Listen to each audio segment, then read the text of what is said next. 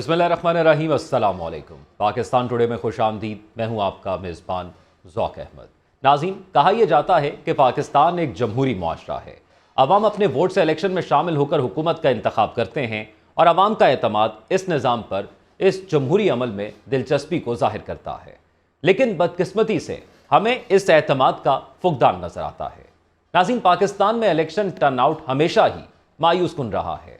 2018 के इलेक्शन में टर्नआउट तकरीबन 51% रहा, 2013 में 54 और 2018 में 8 में 44% रहा। यानी आधी से ज़्यादा आवाम इस जमहूरी अमल पर एतमाद का इजहार करती है, जिसमें ख़वातीन की बड़ी तादाद शामिल है और फिर नौजवान शामिल हैं। नाज़रीन, इस तस्वीर का एक दूसरा रुख भी है। इस निज़ाम में कभी कोई एक पेज पर रहा तो कभी इस्टेब्लिशमेंट की आंख का तारा, कभी कोई इल्ज़ाम लगाता है कि हमारे खिलाफ इत्तेहाद बने और फिर हार की सूरत में वो जमात खुद दूसरों के खिलाफ इल्ज़ाम लगाती और इत्तेहाद बनाती नजर आती है। एक और अहम पहलू हमारी सियासत का अदलिया पर दारोमदार, यानी मुखालिफिन पर इल्ज़ाम तराशी और कानूनी मुकदमात है। एक हुकूमत में सियासी मुकदमात बनते हैं, करोड़ों अरबों रुपए खर्च करके तहकीकात होती हैं, जिनकी शफाफियत हमेशा ही ज़ेर तनकीद होती है और फिर सज़ा भी दे दी जाती है और फिर कुछ अरसे के बाद यह अशराफिया बाइज्जत बरी भी कर दी जाती है। अब सवाल यह है कि निज़ाम से मायूस आवाम का एतमाद इस पर बहाल कैसे किया जा सकता है। इस तमाम तर सूरत हाल पर और पाकिस्तान के मुस्तकबिल पर बात करने के लिए आज हमारे साथ प्रोग्राम में मौजूद हैं सीनियर तजियाकार इम्तियाज़ आलम साहब, उसके साथ साथ अब्दुल्ला गिल साहब हमारे साथ मौजूद होंगे, सीनियर तजियाकार हैं, जबकि ब्रिगेडियर फारूक हमीद साहब भी हमारे साथ मौजूद होंगे। तीनों मेहमानों का बहुत शुक्रिया। सबसे पहले इम्तियाज़ आलम साहब, आपकी जानिब बढ़ूँगा। जिस तरह मैंने बात की है इब्तदाइये के अंदर कि पाकिस्तान के अंदर जो इस वक्त मौजूदा निज़ाम है, हमें आवाम का अदम एतमाद नज़र आता है। अब आपको क्या लगता है कि ये अदम एतमाद किस वजह से हुआ है? इस अदम एतमाद की वजह यह है कि अवाम के हक के हुक्मरानी को और अवाम की सॉवरेनिटी को, कि वो इक़्तिदार आला के मालिक हैं, उसे तस्लीम ही नहीं किया गया। पाकिस्तान के अवाम असल में स्टेक होल्डर ही हैं हमारे सिस्टम में, हालांकि असल स्टेक होल्डर उन्हें होना चाहिए था।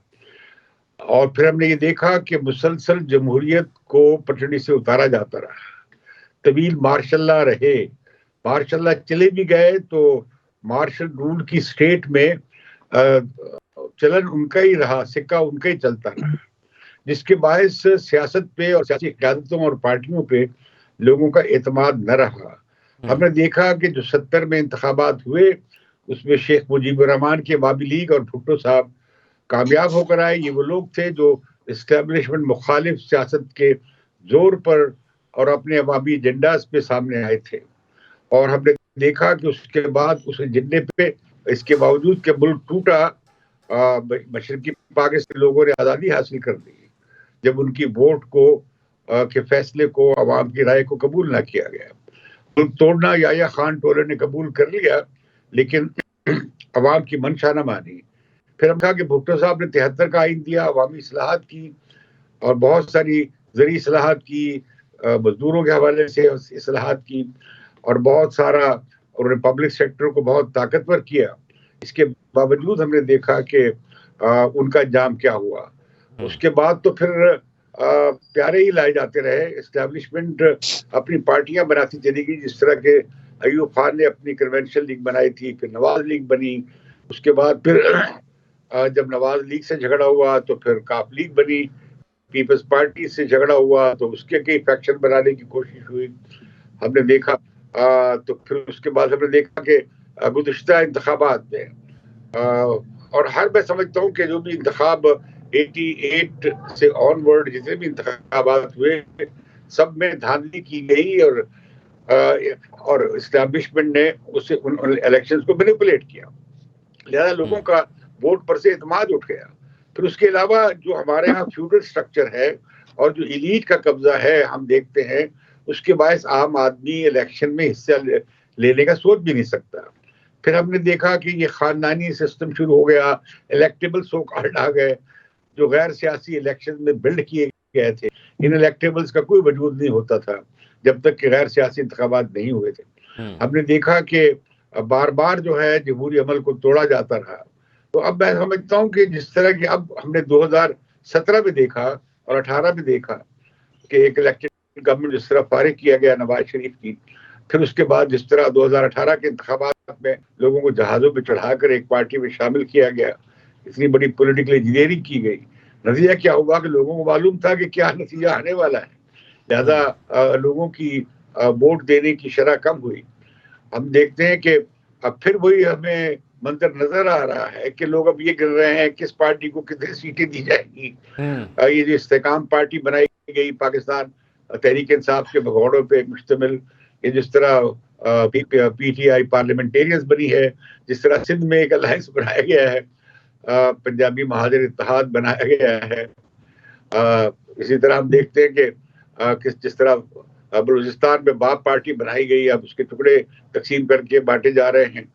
तो ये इस तरह के इंतखाबात जो होंगे जो सिर्फ एक ड्रामा बन के रह जाएंगे और फाल्स सारा फार्स होगा इलेक्टोरल प्रोसेस का, तो लोग क्यों वोट डालने जाएंगे। लिहाजा हम देखते हैं कि इस वक्त तहरीक इंसाफ जेरे हताब है, उनके लोग गिरफ्तार हैं या अंडरग्राउंड हैं, पता नहीं है उन्हें निशान बल्ले का मिलेगा या नहीं मिलेगा।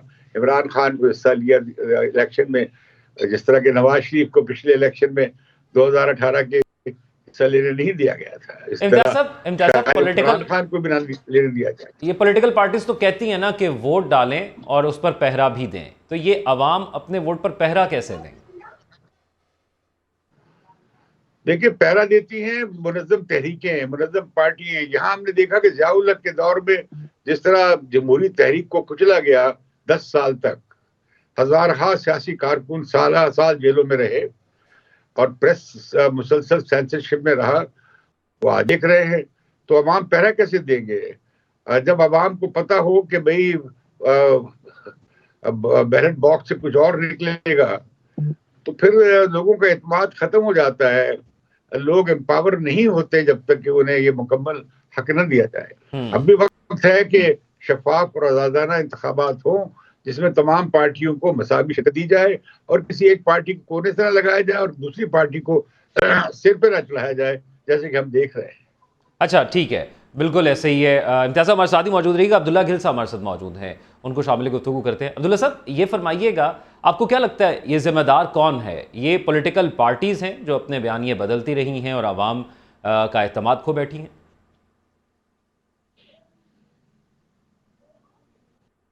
अब्दुल्ला गुल है, गिल नहीं है। सॉरी, अब्दुल्ला गुल साहब, जी माज़रत। जहाँ तक ताल्लुक आपने कहा वो तो बड़ा वाज़ेह है। देखिए, असल बात यह है कि ये तमाम पार्टियां जो हैं ये अपना बयानिया बदल रही हैं और अवाम में गैर मकबूल होती जा रही हैं। और अभी आपने खुद ही कहा कि किस तरीके से जो है वो न सिर्फ वोट बैंक भी कम हुआ, बल्कि साथ ही साथ जो है वो अवाम का एतमाद भी उठ गया। और अगर 51% लोग वोट डाल रहे हैं, टर्न आउट ये हो रहा है, और इस बार ये खदशा पैदा हो रहा है कि क्या कहीं ऐसा तो नहीं कि वो जो इलेक्शन कमीशन का बताया हुआ टर्न आउट है, अगर उससे कम डला तो फिर तो इलेक्शन भी जो है वो नल एंड वॉइड हो जाएंगे। तो फिर ये क्यों हो रहा है? इसके पीछे बहुत सारे मुहर्रिकात हैं। पहली बात यह है कि जैसे अभी इम्तियाज साहब ने बताया, मौरूसियत। दूसरी बात यह है पैसे का बेतहाशा इस्तेमाल। तीसरी बात यह है कि वो लोग जो जमहूर से ताल्लुक रखते थे वो तो खत्म हो गए। जमहूरियत वाली बात तो कोई भी नहीं रह गई ना।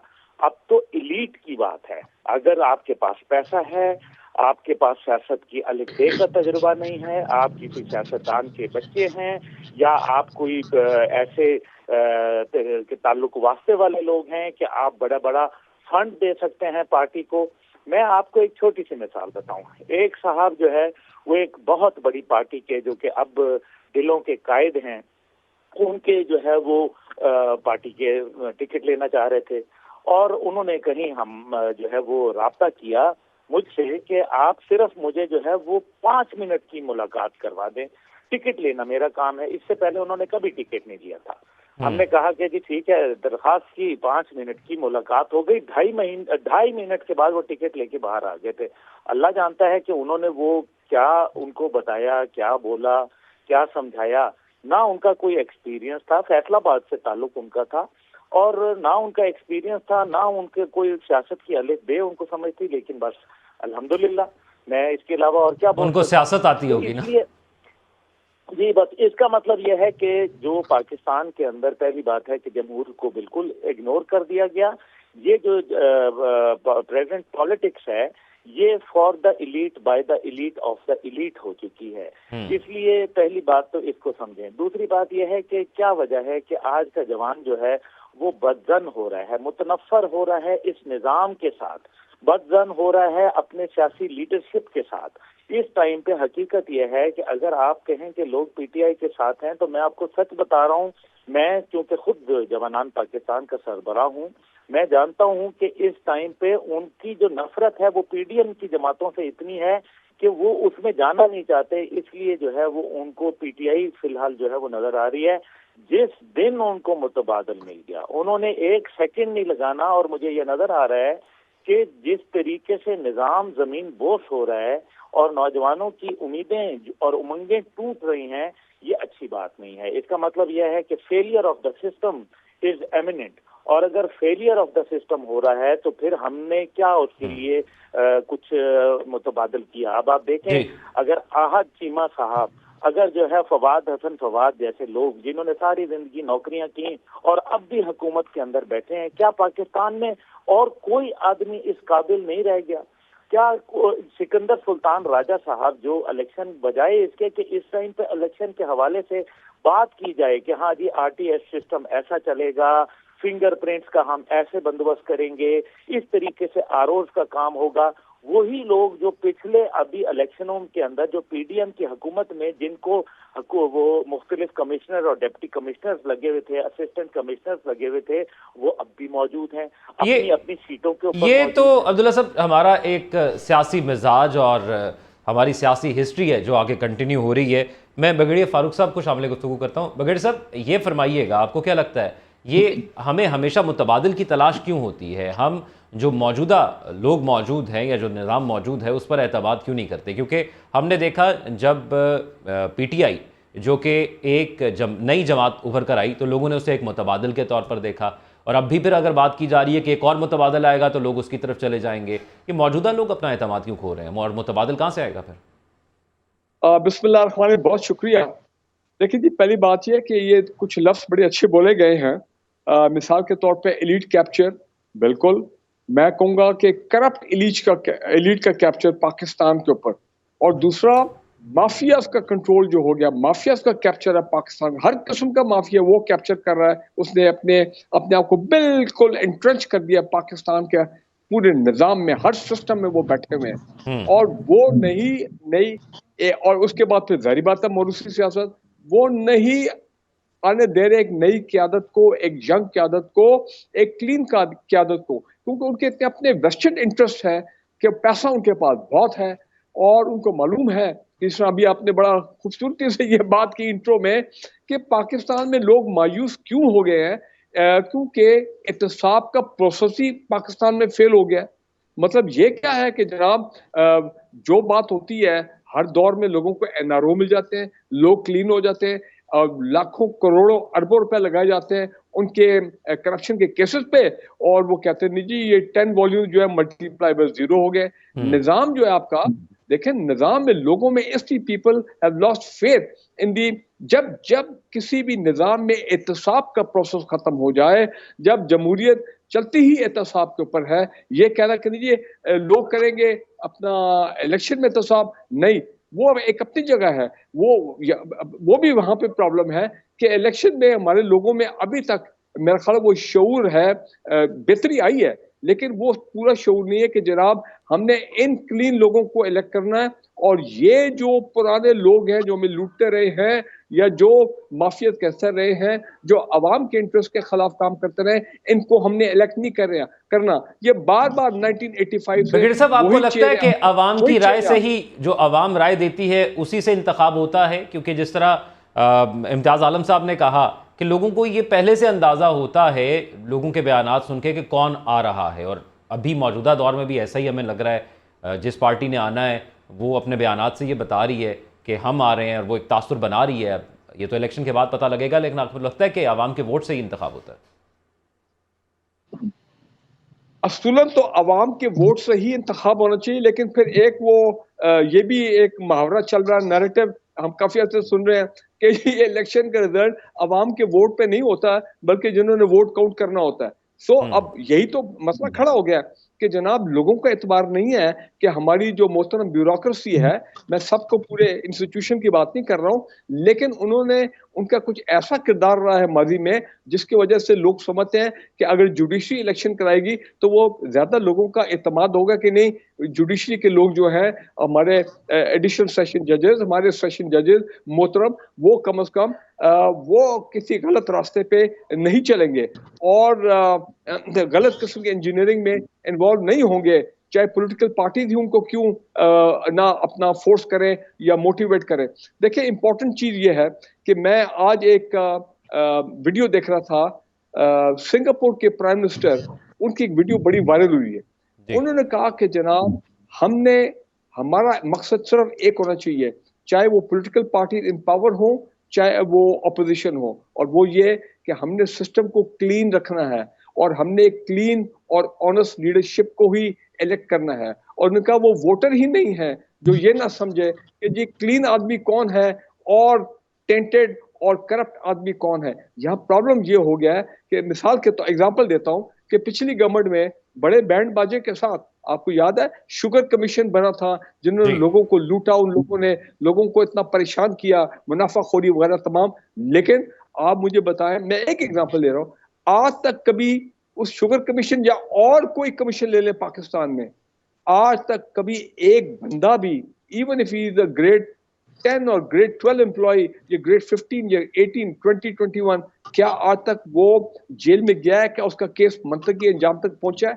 यही तो ब्रिगेडियर साहब मसला है ना कि एक दौर के अंदर केसेस बनते हैं और दूसरे दौर के अंदर वो केसेस खत्म हो जाते हैं। हम इस पर तफसीलन बात करेंगे। हम तीनों जो मेरे गेस्ट, जी एक जुमला, लोग अभी मेरे प्रोग्राम में एक बड़े सीनियर लॉयर थे, उन्होंने कहा कि जी मैं आपको शर्तिया बता रहा हूँ, अब लिख लें कि जितने केसेस आजकल बन रहे हैं एहतसाब के हवाले से, 4 साल के बाद जब हवा का रुख बदलेगा, हालात बदलेंगे, ये सब केसेस यही लोग जो हैं जो आज केसेस बना रहे हैं, हमारे इदारे, ये जो नैब के इदारे हो गए या दूसरे ये जो इदारे हैं FIA वगैरह जो एहतसाब के इदारे हैं, यही लोग कह रहे हो कि नहीं जी हमने केस गलत बनाया था। ठीक है, तो देखे ना, जब यानी मैं तीनों मेहमानों की गुफ्तगू का अगर खुलासा निकालूं तो वो ये है कि हमें मसाइल का पता है कि मसाइल क्या हैं, लेकिन उसके बावजूद, मसाइल पता होने के बावजूद उसका हल क्यों नहीं निकल रहा, इस पर हम बात करेंगे। लेकिन अभी एक वक्त हुआ है ब्रेक का। Stay with us.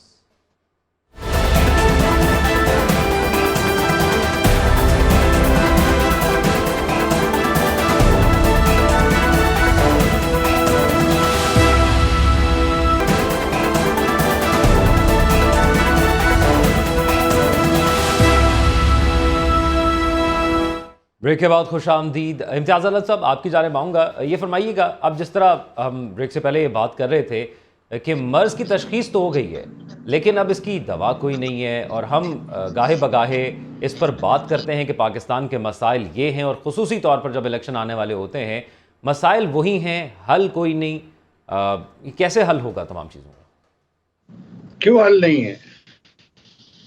आप कोई हल तजवीज़ करें। इंतखाबात के अमल से दूर हो जाए, सब ठीक हो जाएगा। देखिए, अब आपके पास मोस्ट एलेबोरेट इलेक्टोरल सिस्टम है, आपके पास पॉलिटिकल पार्टीज हैं, आपके पास कॉन्स्टिट्यूशन है, तो आप मीडिया है, अदलिया है।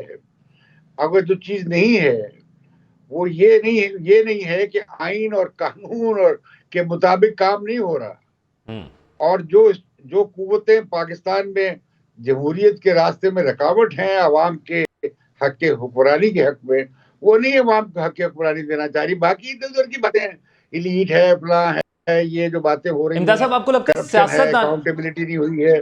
अकाउंटेबिलिटी तो शुरू हुई है 1950 से, जब प्रोडा बना था। फिर अयूब खान ने लोगों को बैन कर दिया, फिर जिया-उल-हक ने गैर सियासी इंतखाबात कराए, फिर उसके बाद हमने देखा जिया-उल-हक का मार्शाला के बाद हमने मुशर्रफ का मार्शाला देखा।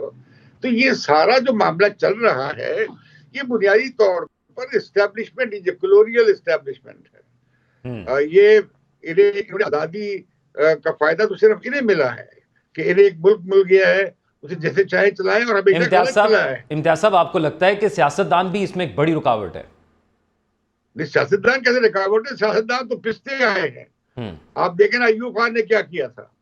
उससे पहले आप देखें, अयूब खान ने बेसिक डेमोक्रेसी बनाई और अपने उस इलेक्शन को भी मादरे मिल्लत फातिमा जना के खिलाफ रिग कर दिया।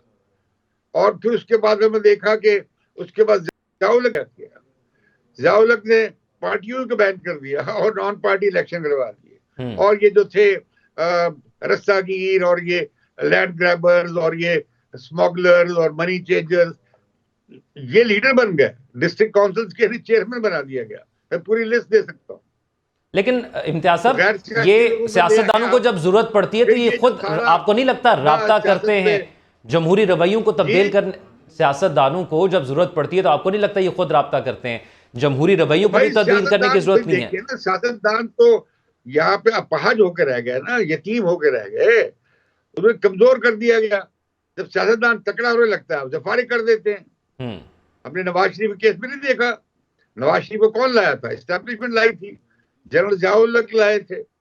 उसके बाद जब वो वाकई उन्हें अवाम की हमायत मिलने लगी और वो प्राइम मिनिस्टर बनने लगे, आइन के हिसाब से उन्हें फारिग कर दिया गया। एक बार नहीं किया, उन्हें 2 दफा फारिग कर दिया गया, 3 दफा किया। इसी तरह हमने बाकी जगह इस्लामी जमहूरी इत्तेहाद नहीं बनाया गया बेनज़ीर के खिलाफ, उसमें पैसे नहीं बांटे गए। हमने देखा नहीं वो सुप्रीम कोर्ट में अफजल खान का केस। बंद करें आप चला। आलाकार तो सियासतदान ही बने ना, आलाकार तो सियासतदान ही बने। और भाई आलाकार सारे सियासतदान ही बने। भुट्टो फांसी लगा था, आलाकार नहीं बना था। मुजीबुर रहमान गिरफ्तार हुआ, आलाकार नहीं बना था। ठीक है, फेयर इनफ। शहीद सोहरावर्दी आलाकार नहीं बने थे। ठीक है, अब्दुल्ला गुल बातें करते हैं। अब्दुल्ला गुल सियासतदानों की कब्र तोड़ दी है। मैं हर सियासतदान की बात नहीं कर रहा। मैं कह रहा हूं कि आपने अच्छी सियासत को जिंदा दरगोर कर दिया इस मुल्क में। अब आप पूछते हैं जी ये एलीट किसने पैदा की है? 22 खानदान अयूब खान ने पैदा किए या नहीं किए? एक लेसन सिस्टम होता था और एक फैक्ट्री लगाती थी पिकेट, और वो उठा के देते थे किसी सेठ को और उस 22 खानदान बन गए। ये जो जमीनें अलॉट की गई सिंध में और जगह चोलिस्तान में, हमारे इलाकों में, वो किस बरते में आपने अलॉट की थी जी? ठीक और है, अपने नाम जमीनें जनरलों ने अलॉट करा ली और यानी हमें इस निजाम को तब्दीली के लिए तमाम लोगों को अपना अपने हदूद में रह के काम करना होगा। मैं अब्दुल्ला गुल साहब को शामिल कर लूं जरा इसमें, इसी उनका पॉइंट ऑफ व्यू ले लूं। भाग रहे हैं, मैं आपसे कह रहा हूं, मैं भाग नहीं रहा, मैं वक्त की कमी की वजह से कंट्रोल छोड़ दें, निजाम ठीक हो जाएगा, अवाम ठीक कर लेंगे। इम्तियाज साहब, एग्री कर रहा हूं मैं आपकी बात से, जरा मैं अब्दुल्ला साहब को शामिल कर लूं कि वो भी अपना पॉइंट ऑफ व्यू इसमें शामिल करें। अब्दुल्ला साहब, हम हमेशा ये बात करते हैं कि तमाम सियासतदान मिल बैठकर इकट्ठे हो जाएं तो मसाइल का हल हो सकता है, और जिस किस्म की बात इम्तियाज साहब ने की है कि असल स्टेक होल्डर्स को जो है, अब्दुल्ला साहब हमारे साथ अब मौजूद नहीं है। ब्रिगेडियर फारूक साहब, आपकी जानिब बढ़ता हूँ इसी सवाल को लेकर। आप फरमाइएगा, आपको क्या लगता है? हम बात करते हैं कि सियासतदान इकट्ठे होकर मिल बैठें तो फिर ये निज़ाम में तब्दीली आ सकती है। जिस किस्म के खदशात या जो माजी में हमने बुरे एक्सपीरियंसेस देखी हैं, जिसका इम्तियाज़ आलम साहब भी जिक्र कर रहे हैं, तो इसका हल यही है कि सियासतदान मिल बैठें और मामला हल हो जाए। देखिए, इन प्रिंसिपल पाकिस्तान के जो खास पॉलिटिकल हालात है उसमें तो बिल्कुल सियासतदानों को इकट्ठे मिल बैठ के for the sake of Pakistan future, economy का फ्यूचर, ये काम देखिए। चार्टर ऑफ डेमोक्रेसी क्या थी? तमाम पॉलिटिकल पार्टीज इकट्ठे हुए थे, इंक्लूडिंग द पीटीआई। ये तमाम उस वक्त की मैं बात कर रहा हूँ, एक अच्छी बात थी, चार्टर ऑफ डेमोक्रेसी साइन किया था। लेकिन हमने ये फिर क्यों कॉम्प्रोमाइज कर जाते हैं हमारे सियासतदान? Why do they compromise? NRO लेने क्यों भागते हैं? मसला सारा यहाँ पे यह है। देखें, एक चीज है, वो एलीट कैप्चर की बात हो रही थी यहाँ पे 1947 से पहले, उसके बाद जो फ्यूडल निजाम था वो अभी भी कायम है। उनके आगे जो अगली जनरेशन है, अब वो इस वक्त मैदान में है, वो ताकत जो है वो नहीं छोड़ना चाहते। They want to be in power by hook और बाय क्रुक। वो कॉम्प्रोमाइज करने को भी तैयार होंगे, वो अपना पैसा लगाने को भी तैयार होंगे। तो जब तक आप ये फ्यूडल्स और ये इलेक्टेबल्स और ये माफिया वाले लोग, जब तक आप इनकी कमर नहीं तोड़ेंगे, और वो एक ही तरीका कि आपका एक कड़ा एहतसाब हो निजाम का। और दूसरी बात है, आपने अगर पाकिस्तान की सियासत को ठीक करना है तो खानदानों की इजारादारी जो है पाकिस्तान की पॉलिटिकल पार्टीज ने खुदारा उस चीज को आपने खत्म करना है ताकि आम लोग ऊपर आए, आम लोग ऊपर आए। अब इस मर्तबा मुझे लग रहा है कि पहली मर्तबा पाकिस्तान की तारीख में बड़ी तादाद में ये पीटीआई के मामले में जो हम सुन रहे हैं कि बड़ी तादाद में वोकला होंगे, लीडिंग लॉयर्स होंगे, जिनका पहले कभी हम नहीं सोचे थे।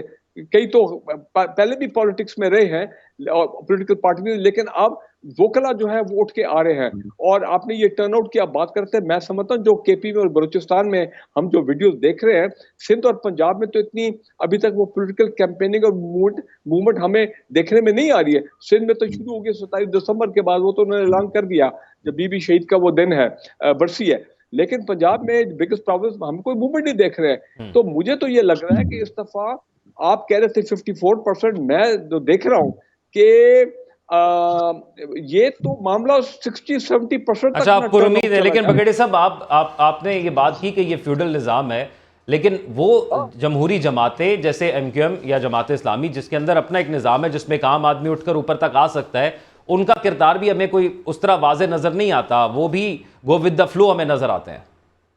नहीं, देखिए, पहली बात ये कि जो बाकी हमारी मेन स्ट्रीम पोलिटिकल पार्टीज हैं, उनमें तो आप उनको जमहूरी पार्टी तो कह ही नहीं सकते। अब ये रिसेंटली भी आप देख लें, ये पीटीआई के जो इलेक्शन हुए हैं, ये तो एक एबनॉर्मल हालात में जिस तरह के इलेक्शन हुए हैं, लेकिन आम बाकी जो पार्टीज हैं उसमें उस तरह इलेक्शन नहीं होते हैं। मेरे ख्याल उनके पास तो अपनी वोटर की लिस्ट भी नहीं है कि वो इलेक्टोरल कॉलेज भी उस लिहाज से नहीं है। तो वो ये है कि बस वो खानदान के लोग खड़े होते हैं और कुछ लोग जरा खानदान से बाहर होते हैं, और बस जनाब वो इलेक्शन क्या, वो तो सिलेक्शन होती है। तो आप इनको जमहूरी पार्टी उस तरह ना कहें। वाई अगेन, क्योंकि खानदानों की इजाजतदारी है, वो कभी पार्टी में जमहूरियत को आगे प्रोग्रेस करने ही नहीं देते हैं। ये वजह, ये ज़हन में रखें।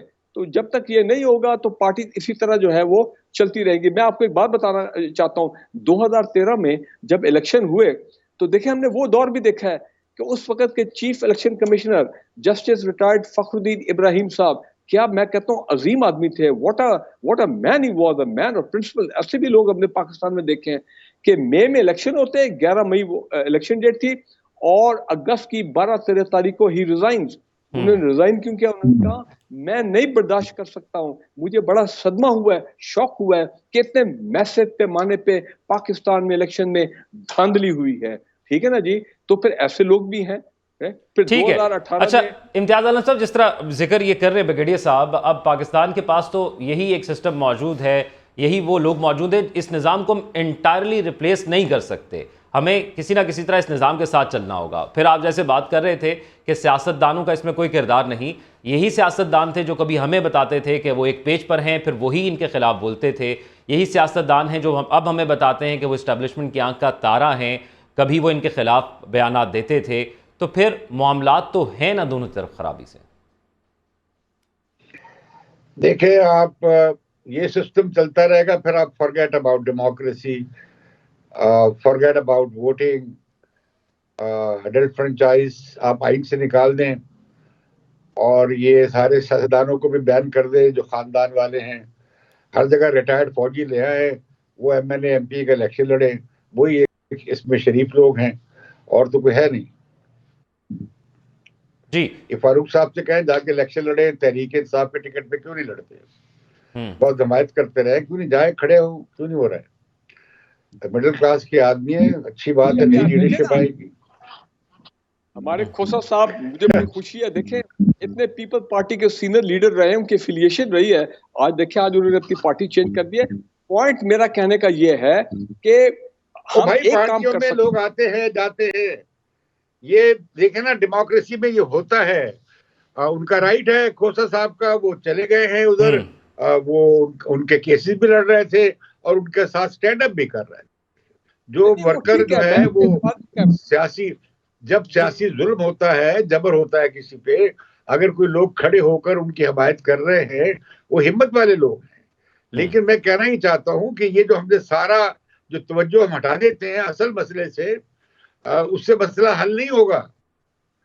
आप सारे सियासतदानों को निकाल दें, बैन कर दें, जैसे एब्दो लगा था, प्रोडा लगा था, उससे फर्क नहीं पड़ेगा। मसला ये है कि पॉलिटिक्स में, सियासत में अकाउंटेबिलिटी हम ही करते हैं, पार्टियों की अकाउंटेबिलिटी वही करते हैं, कैंडिडेट्स की और एमएनए और एमपीएस की भी वही करते हैं। आप अवाम से हक छीन लिया आपने, अवाम को वापस कर दें। जिस दिन अवाम को पता लग गया कि हाँ ये अब हमारे पास सबसे स्ट्रॉन्ग इंस्ट्रूमेंट है और हम इस पे कादिर हैं, तो इस मुल्क के हालात ठीक हो जाएंगे, ठीक कम है, से कम सियासी मैदान में ठीक हो जाएंगे। ठीक है। अब प्रोग्राम में जरा आगे बढ़ेंगे और कुछ बात करेंगे पार्लियामेंट के किरदार के हवाले से भी, कि क्यों पार्लियामेंट अपने मामलात को पार्लियामेंट में हल नहीं कर पाती और क्यों अपने आप को मजबूत नहीं कर पाती। बार बार अदलिया के पास जाना पड़ता है और अदलिया बारहा ये कह चुकी है कि पार्लियामेंट अपने मामलात को खुद हल करे, सियासतदान अपने मामलात को खुद हल करें। इस तमाम सूरत हाल पर बात करेंगे, लेकिन एक ब्रेक के बाद।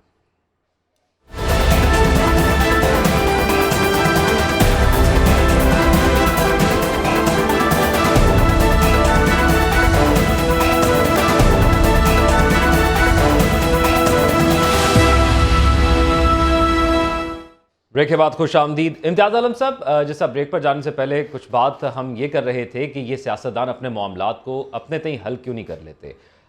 जैसे हम कुल्ली तौर पर अगर आवाम की भी बात करें तो वो सियासतदानों को अगर ज़िम्मेदार ना भी ठहराएं, वो मुदाखलत को भी ये इल्ज़ाम ठहराएं, इस तमाम तर जो नेगेटिव इम्पैक्ट हम अपने माशरे के ऊपर और अपने निज़ाम के ऊपर देख रहे हैं, लेकिन फिर भी सियासतदानों के पास एक ऑप्शन तो मौजूद है। अदलिया के पास जाते हैं पार्लियामेंट के मामलात को लेकर, तो अदलिया कहती है आप अपने मामलात को खुद हल करें, और ये ऑप्शन इन सियासतदानों के पास मौजूद है कि वो आपस में मिल बैठ के हल कर सकते हैं। तो क्यों नहीं ऐसा मुमकिन हो पाता?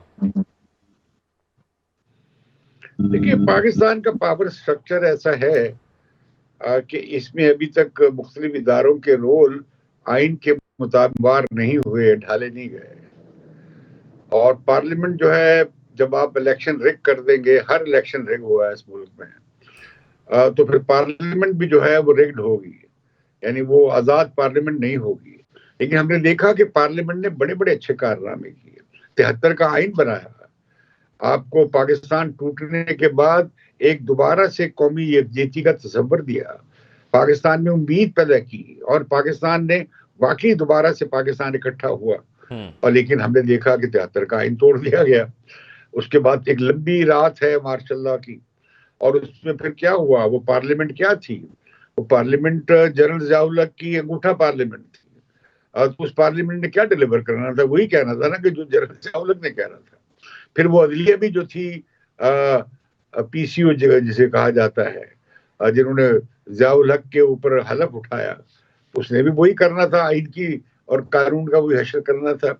इस तरह हमने देखा कि जब ज़िया-उल हक का मार्शल आया, अब मार्शल के बाद फिर जो आया, क्या इम्तियाज़ आलम साहब, मौजूदा दौर की अगर हम बात करें तो 14 साल तो जमहूरियत को हो गए हैं ना। अब ऐसा हमने देखा नहीं कि ऐसी कोई सूरत हाल। देखिए, उसमें आप देखिए, उसमें बड़े बड़े काम हुए। 18वीं तरमीम हुई, तकरीबन 100 तरामीम की गई आइन में, जिसमें से ज़िया-उल हक के ज़माने की बहुत सारी चीज़ें साफ की गई, कुछ अभी भी बहुत सी बाकी हैं, क्योंकि मजहबी जमातें आड़े आ गई। ये 62-63 में जो धरा हुआ है लोगों को डिस्क्वालीफाई करने के लिए, सादिक अमीन की भी तशरीह किए बगैर डाल दिया गया, और नवाज शरीफ ताहयात नायल हो गए। लेकिन हमने देखा कि बहुत अच्छी कानून साजी भी हुई है पार्लियामेंट में, और भी होनी चाहिए थी। लेकिन इस सब के बाद कि हमारे आइन में लिखा है कि मीडिया आज़ाद होगा।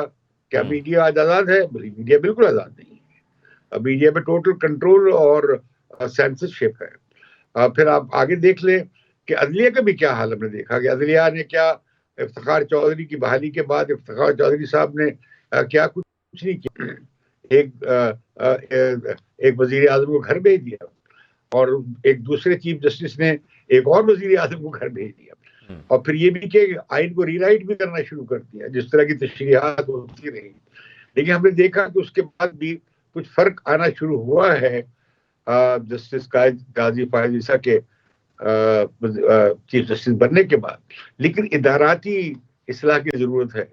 इसी तरह पार्लियामेंट में मैं समझता हूँ कि बहुत अच्छी कानून साजी भी हुई है, और कुछ होनी और भी चाहिए, यानी हमें पार्लियामेंट को मजबूत करना चाहिए, ये हमें हल नजर आता है। ब्रिगेडियर साहब, अब जिस तरह ये सारी सूरत हाल, अभी चार्टर ऑफ डेमोक्रेसी का जिक्र किया है, जो पीपल्स पार्टी, जो बेनजीर भुट्टो ने नवाज शरीफ को साथ मिलाकर किया था, वो उन्हीं का कारनामा था, जिसके बायस ये 15 साल पार्लियामेंट चली है, असेंबलियां चली हैं, और हम अब चौथी असेंबली की तरफ जा रहे हैं। ये एक अच्छी डेवलपमेंट है। ठीक है, और ऐसी डेवलपमेंट होनी चाहिए। आप इंतखाबी अमल को, ऐसी डेवलपमेंट मजीद होनी चाहिए, साफ शफाफ कर दें। ठीक है, मैं क्या ऐसी डेवलपमेंट होनी चाहिए। और और पार्लियामेंट को सुप्रीम होना चाहिए। बिल्कुल ऐसा ही है। जब बगेड़ी साहब, पार्लियामेंट सुप्रीम हो जाएगी, मैं बगेड़ी साहब की जाने पढ़ता हूँ। इम्तियाज तो साहब, फिर बगेड़ी साहब आप फरमाइएगा, आप कैसे देखते हैं इस तमाम सूरत हाल को? पार्लियामेंट को लाजमी बात है, ये जो है हमारा आइन और कानून भी कहता है कि उसको सुप्रीम होना चाहिए और उसको अपने मामलात खुद भी देखने चाहिए। ये सियासतदानों को ऐसा लगता है कि उन्हें अपने मामलात को अब अपने तय रखना चाहिए। और दूसरा, इमरानी मुआहदे की एक बात हो रही है कि तमाम सियासतदानों को एक बार फिर से मिल बैठना चाहिए। तो आप कैसे देखते हैं कि इस तमाम सूरत हाल को? बात सही है, मैंने पहले भी कहा था, मैं दोहरा रहा हूं कि एक fresh charter of democracy, fresh charter of economy जो है, ये तमाम चीजें पॉलिटिकल पार्टीज को बैठ के करना चाहिए, inside the parliament, outside the parliament. ये अच्छी बात है कि हम 8 फरवरी की तरफ बढ़ रहे हैं, लेकिन हमें ऐसी पार्लियामेंट चाहिए, एक तो अवाम जो है उनको चाहिए कि ऐसे लोगों को वोट दें कि उम्मीद करें कि फिर इंशाल्लाह वही लोग आएंगे जो कि मैं नहीं कहता हूँ 100% क्लीन होंगे, बट मेजॉरिटी होगी कि जो कि वेस्टेड इंटरेस्ट वाले लोग नहीं होंगे, जो कि अवाम की वेलफेयर, अवाम की बेहतरी, पाकिस्तान की बेहतरी, उसके लिए वो अपने लेजिस्लेशन करेंगे। आई एम सॉरी टू से, लेकिन पिछले 18 महीने में जो लेजिस्लेशन हुई है, ये तो एक्चुअली लोगों ने एक किस्म का मजाक बन गया था कि जनाब पता नहीं कितने कोरम भी पूरा नहीं है, लेकिन धड़ाधड़ कानून पास हो रहे हैं। और सबसे ऊपर जो जिस पे लोगों का इत्तेमाद बड़ा उसको ठेस पहुंची है कि जनाब वो लोग जिनके अपने केसेस चल रहे हैं, वो अपने केसेस के बारे में एक ऐसा कानून साजी करते हैं ताकि ये एलीट हो या जो भी आपके उनको उनके केसेस जो है वो खत्म हो जाए। सो कहने का मतलब यह है कि the parliament should be responsible, कि वो ऐसे काम ना करें कि ये तासुर हो कि जनाब ये अपने इंटरेस्ट के लिए लोग कर रहे हैं, ये इलेक्टेड लीडर्स जो है, और इनका अवाम का के बारे में इनका कोई ख्याल नहीं है। दूसरी इंपॉर्टेंट चीज मैं कहना चाह रहा हूँ वो ये है कि देखें, अब बेशक अब जब के सुप्रीम कोर्ट ने भी ये बात क्लियर होगी 8 फरवरी के 2 दिन पहले, तो अगर बेशक deputy commissioner, assistant commissioner, executive के लोग, ये ब्यूरोक्रेसी के अगर यही होंगे, DRO और रिटर्निंग ऑफिसर, नो इशू। लेकिन अब होना यह चाहिए कि जहां चाह लोगों को, पॉलिटिकल पार्टीज को इतराज हो कि भाई इन लोगों की ये खास चंद लोग हैं, या पिन पॉइंट करें कि इनकी नॉन पॉलिटिकल एफिलिएशन है, इनकी नॉन पॉलिटिकल लॉयल्टीज हैं, तो उन लोगों के बारे में फिर जो कानून आपको जो इजाजत देता है, इलेक्शन कमीशन में अपील करें ताकि वो लोगों को साइड पे किया जाए और निस्बतन वो लोग हों जो कि क्लीन हों, जिनकी कोई सियासी वाबस्तगी नहीं है, वो आए ताकि और बेहतरी, ट्रांसपेरेंसी और जो इलेक्शन और फ्री एंड फेयर हो। तो मेरा ख्याल है कि सिस्टम के में रह के जो भी कंस्ट्रेंट्स हैं उसके मुताबिक फिर भी हमारी कोशिश होनी चाहिए कि हम एक as far as possible free and fair election की तरफ जाएं। और दूसरा, ठीक है, फ्री एंड फेयर इलेक्शन की तरफ जाएं। इम्तियाज साहब, अब क्योंकि जिस तरह ये जिक्र किया गया ये आरओज़ का, PTI को एतराज़ था और उन्होंने इस हवाले से एक रिट भी दायर की। अब वेरी शॉर्टली बताइएगा आपको क्या लगता है? अब पॉलिटिकल हम इलेक्शन की तरफ तो बढ़ रहे हैं, लेकिन एतराज़ात पॉलिटिकल पार्टीज़ को इलेक्शन से पहले हैं, तो फिर ये शफाफियत पर फिर एक सवाल उठेगा, फिर यही डिबेट दोबारा होगी, फिर ये तमाम तर बातें दोबारा होंगी। भाई, जिस हल्के में, जिस जिले में लोगों को, कैंडिडेट्स को इतराज है कि भाई ये रिटर्निंग ऑफिसर ठीक नहीं है डिस्ट्रिक्ट का, उसे बदल देना चाहिए। और जुडिशरी को चाहिए था कि वो नाम फराहम कर देते। ये जो लाहौर हाई कोर्ट के रजिस्ट्रार का लेटर है, वो है क्या लेटर? वो ये है कि जब आप अनाउंस कर देंगे तब आप हमें बताइए। भाई जब वो हो सकता ही नहीं अनाउंस जो है इलेक्शन शेड्यूल, जब तक के आरओज मौजूद ना हो। तो जब उन्हें नहीं मिला तो उन अफसरों को लगा दिया। मैं खुद समझता हूँ कि, लेकिन हमारा 2013 के इंतखाब का जुडिशरी के जो थे प्रिजाइडिंग ऑफिसर्स, उनके किरदार के बाद जिस पे के हवाला दे रहे थे मेरे दोस्त थे साहब, और उन्हें हमने बड़ी मुश्किल से रोका था। मैं और रिजाउद्दीन साहब गए थे उनके पास कि आप रिजाइन न करें, क्योंकि इफ्तिखार चौधरी साहब ने उन डिस्ट्रिक्ट ऑफिसर्स को सेशन जजेस का इजलास बुलाकर उन्हें बराह रास्त डायरेक्शन देनी शुरू कर दी थी, और वो उससे पहले ही रिजाइन करने वाले। यानी तहफ़्फ़ुज़ात को एक आईनी और कानूनी तरीके से सुनना चाहिए ताकि मैं कह रहा हूं कि हमें मामलात को बेहतर तरीके से लेकर चले। प्रोग्राम का वक्त इम्तियाज साहब खत्म हो गया है, बहुत शुक्रिया आपके वक्त का। ब्रिगेडियर फारूक हमीसा हमारे साथ मौजूद थे, आपका भी बहुत शुक्रिया, और अब्दुल्ला गुल साहब हमारे साथ मौजूद रहे प्रोग्राम में, आपका भी बहुत शुक्रिया। अपना बहुत सारा ख्याल रखिएगा। अल्लाह हाफिज़।